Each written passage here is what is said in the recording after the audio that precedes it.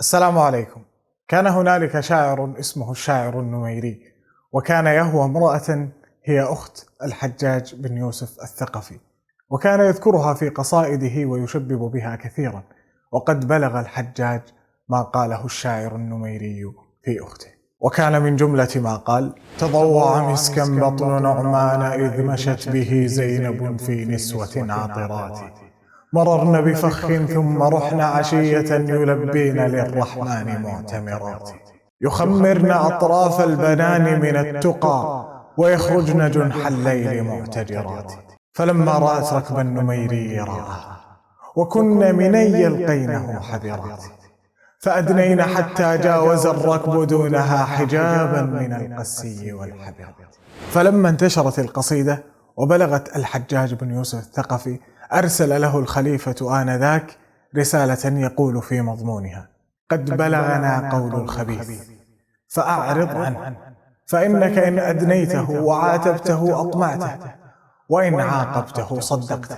وأرسل الخليفة إلى الشاعر النميري يطلبه، فجاءه الشاعر فقال له: أنشدني ما قلت في زينب. فأنشده القصيدة. فلما بلغ قوله: فلما رأت ركب النميري راعها وكن مني يلقينه حذرات، سأله الخليفة: وما كان ركبك يا نميري؟ فقال له: 3 أحمرة لي و3 أحمرة لأصحابي. فضحك الخليفة حتى استغرق بالضحك، وقال له: قد عظم أمر ركبك يا نميري، لأن البيت كان يدل على أن ركب النميري كان ركبا كبيرا وكثيرا ويهاب، ولكن عندما سأله الخليفة قال أن ركبي 3 أحمرة، فلذلك ضحك الخليفة. وكتب إلى الحجاج بن يوسف الثقفي يقول: لا سلطة لك عليه. فأخذ الشاعر النميري هذه الوصية وذهب إلى الحجاج. فأخذ الشاعر هذه الرسالة وذهب بها إلى الحجاج بن يوسف. فلما دخل على الحجاج أخذ الحجاج هذه الرسالة وتركها جانبا، وقال لجلسائه: أنا بريء من بيعة أمير المؤمنين، لئن لم ينشدني ما قال في زينب لأقتلنه، ولئن أنشدني لأعفون عنه. فالتفت جلساؤه إلى الشاعر وقالوا له: ويحك أنشده. فبدأ ينشد القصيدة وقال: تضوع مسكا بطن نعماء إذ مشت به زينب في نسوة عاطرات. فقال له الحجاج: كذبت، ما كانت تتعطر إذ خرجت. ثم استكمل يقول: مررنا بفخ ثم رحنا عشية يلبين للرحمن معتمرات. قال له: صدقت، قد كانت صوامة قوامة ما علمتها.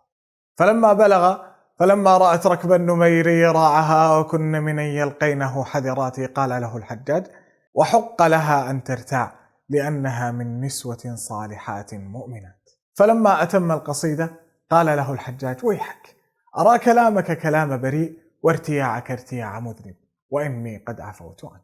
ويذكر أيضا أن أحد الشعراء سمع رجلا يتغنى بقصيدة الشاعر النميري هذا ويقول: يخمرن أطراف البنان من التقى ويخرجن جنح الليل معتجرات.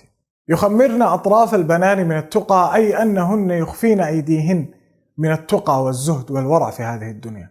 فقال ذلك الشاعر: وليست كأخرى أوسعت جيب درعها، وهذا هو جيب الدرع، وأبدت بنان الكف للجمرات، وقامت تراءى يوم جمع فأفتنت برؤيتها من راح من عرفات.